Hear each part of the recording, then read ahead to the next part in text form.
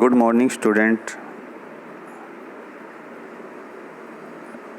हमारा टॉपिक है velocity and acceleration, BSc second year, paper 3, part 3।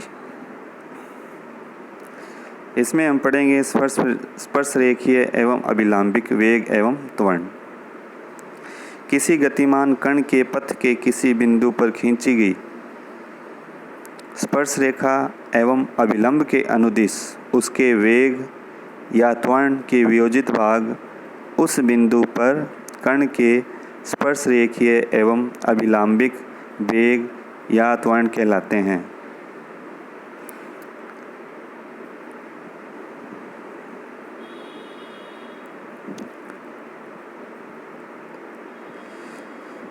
तो किसी वक्र के अनुदिश गमन करने वाले किसी कण का स्पर्श रेखीय वेग ds/dt होता है और अभिलंबिक वेग सदैव शून्य होता है। जैसे परिभाषा से, किसी गतिमान कण के पथ के किसी बिंदु पर खींची गई स्पर्श रेखा एवं अभिलंब के अनुदिश उसके वेग के वियोजित भाग उस बिंदु पर कण के स्पर्श रेखीय एवं अभिलंबिक वेग कहलाते हैं। इसी प्रकार किसी गतिमान कण के पथ के किसी बिंदु पर खींची गई स्पर्श रेखा एवं अभिलंब के अनुदिश उसके त्वरण के वियोजित भाग उस बिंदु पर कण के स्पर्श रेखीय एवं अभिलंबिक त्वरण कहलाते हैं। स्पर्श रेखीय, किसी वक्र के अनुदिश गमन करने वाले किसी कण का स्पर्श रेखीय वेग ds/dt होता है तथा अभिलंबिक वेग सदैव शून्य होता है। तो स्पर्श रेखीय त्वरण dv/dt या d²s/dt² या v/dv/ds। अभिलंबिक त्वरण होता है v²/ρ, यह अंदर की ओर होता है। स्पर्श रेखीय वेग एवं त्वरण की धनात्मक दिशा साई के बढ़ने की दिशा में होती है, जबकि अभिलंबिक त्वरण अभिलंब की दिशा अंदर की ओर में धनात्मक होती है। अब विशेष स्थिति में जब कण का पथ वृत्तीय हो, यदि कण a त्रिज्या वाले वृत्त पर गमन करता हो तो वृत्त के लिए s = a थीटा या ρ = a। तो स्पर्श रेखीय वेग ds/dt है, ये हो जाएगा a d/dt = आ जाएगा a ओमेगा, किसके बराबर हो गया, अनुप्रस्थ वेग की। इसी तरह से अभिलंबिक वेग 0 होता है, तो ये हो जाएगा अरीय वेग के बराबर। स्पर्श रेखीय त्वरण d²s/dt² = a d²θ/dt² आ जाएगा अनुप्रस्थ त्वरण। इसी प्रकार से अभिलंबिक त्वरण v²/ρ, ऊपर हमारे पास आ जाएगा a dθ/dt²/a, क्योंकि ρ का मान a है, इक्वल टू आएगा a से a कट जाएगा तो a dθ/dt² या a ओमेगा², यह किसके बराबर हुआ, अरीय त्वरण के, जो कि केंद्र की ओर है। अब एक उदाहरण लेते हैं। सिद्ध कीजिए कि किसी वक्र में एक समान वेग से गमन करने वाले कण का त्वरण ρ होता है। Prove that the acceleration of a point moving in a plane curve with uniform speed is ρ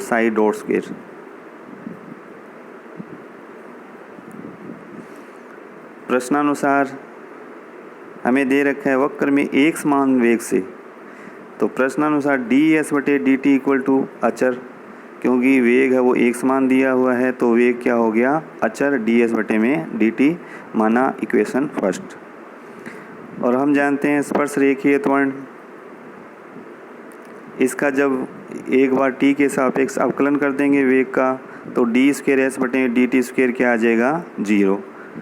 तो स्पर्श रेखीय त्वरण का मान हो गया 0। अतः त्वरण तो हम परिणामी त्वरण की परिभाषा से जानते हैं, अंडर रूट के अंदर डी स्क्वायर एस बटे में डी टी का स्क्वायर प्लस वी स्क्वायर बटे में रो का होल स्क्वायर, स्पर्श रेखीय त्वरण प्लस अभिलंबिक त्वरण का स्क्वायर, तो equal to d square S बटे डी टी स्क्वायर का मान 0 है, इसमें पुट कर दिया तो अंडर रूट के अंदर वैल्यू आ गई 0 प्लस वी स्क्वायर बटे में रो की होल स्क्वायर, या फिर वी स्क्वायर बटे में रो, वी का मान होता है डी एस बटे डी टी की होल स्क्वायर होगी और 1 अपॉन रो। अब डी साई से ऊपर नीचे ब्रैकेट के अंदर मल्टीप्लाई कर देंगे तो डी एस बटे डी साई बटे में डी टी, बाहर क्या है होल स्क्वायर है 1 बटे में रो। ऐसा इसलिए किया गया क्योंकि हम जानते हैं डी एस बटे डी साई का मान रो होता है, तो ये आ जाएगा रो की स्क्वायर, ये हो जाएगा साई डॉट का स्क्वायर 1 अपॉन रो, रो से रो कट जाएगा एक, तो हमारे पास जो वैल्यू बचेगी वो आएगा रो साई डॉट स्क्वायर। हमें यही सिद्ध करना था कि किसी वक्र में एक समान वेग से गमन करने वाले कण का त्वरण रो साई डॉट स्क्वायर होता है। अब और उदाहरण लेते हैं, यदि किसी समतल वक्र में एक गतिमान कण के स्पर्श रेखीय एवं अभिलंबिक त्वरण सदैव अचर रहते हो तो सिद्ध कीजिए कि गति की दिशा द्वारा t समय में घुमा हुआ कोण psi equal to a log 1 प्लस बी टी द्वारा प्राप्त होता है। If the tangential and normal acceleration of a particle moving in a plane curve are each constant throughout the motion, prove that the angles psi through which the direction of motion turns in time t is given by psi equal to a log bracket में 1 प्लस b T. तो प्रश्नानुसार दिया हुआ है कि वक्र में एक गतिमान कण के स्पर्श रेखीय अभिलंबिक त्वरण सदैव अचर रहते हैं, तो प्रश्नानुसार डी स्क्वायर एस बटे में D T square equal to जो कि स्पर्श रेखीय त्वरण है उसका मान क्या दे रखा है अचर, इक्वेशन फर्स्ट ये स्मॉल ए मान लिया। इसी प्रकार से अभिलंबिक त्वरण वी स्क्वायर बटे में रो इक्वल टू अचर, इसको बी मान लिया, इक्वेशन सेकंड। तो समीकरण एक के दोनों पक्षों का t के सापेक्ष हम क्या करेंगे समाकलन कर देंगे, तो डी स्क्वायर एस बटे डी टी स्क्वायर का समाकलन करेंगे तो क्या आएगा डी एस बटे में D T equal to small A T plus C, जहाँ सी क्या है समाकलन अचरांक है, या फिर डी एस बटे डी टी को एस डॉट लिखा जा सकता है equal to A T plus C, equation third. अब इक्वेशन सेकंड से एस डॉट स्क्वायर बटे में rho equal to small B है और एक एस डॉट बाहर ले लिया और एक एस डॉट का मतलब हो गया डी एस बटे में डी टी बटे में डी एस बटे में डी साई जो कि रो का मान है equal to B.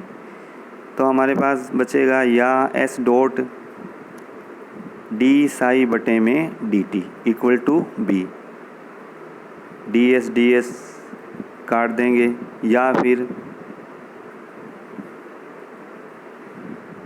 S dot की वैल्यू समीकरण 3 से पुट कर देंगे जो कि हमारे पास है a T plus c, s dot की वैल्यू है ए टी प्लस सी, समीकरण 3 से इसमें पुट की इनटू में डी साई बटे में D T equal to B,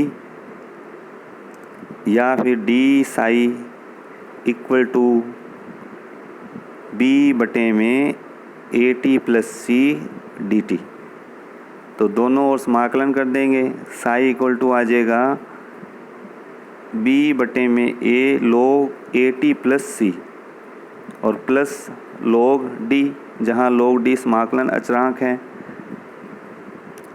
क्योंकि 1 बटे में टी है तो इसका समाकलन log के अंदर होगा। इक्वेशन 4 आ गई, यदि t का मान 0 है और साई का मान 0 ले लें तो समीकरण 4 से, तो साई का मान 0 लिया, b बटे ए टी की वैल्यू 0 पुट की तो log c plus log d, तो log d की वैल्यू आ गई माइनस b बटे ए log c, समीकरण 5। अब 5 से log d का मान समीकरण 4 में पुट कर देंगे तो साई बराबर बी बटे a log a T plus c minus b बटे ए log सी।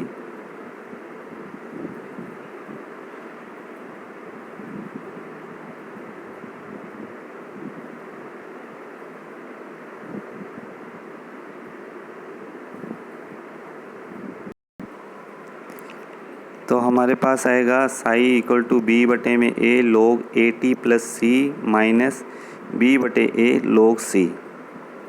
तो हम देख रहे हैं बी बटे ए कॉमन है तो बाहर आ जाएगा, अंदर आ जाएगा log ए टी प्लस सी बटे में सी। यहाँ log m बटे n का फार्मूला लग गया जो कि log m minus log n होता है। या फिर b बटे ए log सी से सी कट गया तो 1 आ गया प्लस a बटे में सी t। या psi equal to a log bracket में आएगा 1 प्लस कैपिटल V t, जहाँ स्मॉल a और b अचरांक है। स्मॉल a हो गया b बटे a और कैपिटल B है a बटे में c। हमें यही सिद्ध करना था।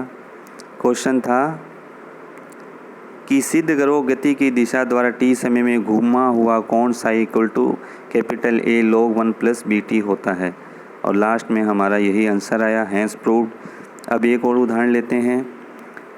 एक कण किसी वक्र में अचर चाल v से चलता है। यदि s बराबर 0 जब साई बराबर 0 और किसी बिंदु पर उसका त्वरण v स्क्वायर c बटे में s square plus c square हो तो सिद्ध कीजिए कि वक्र एक कैटेनरी है।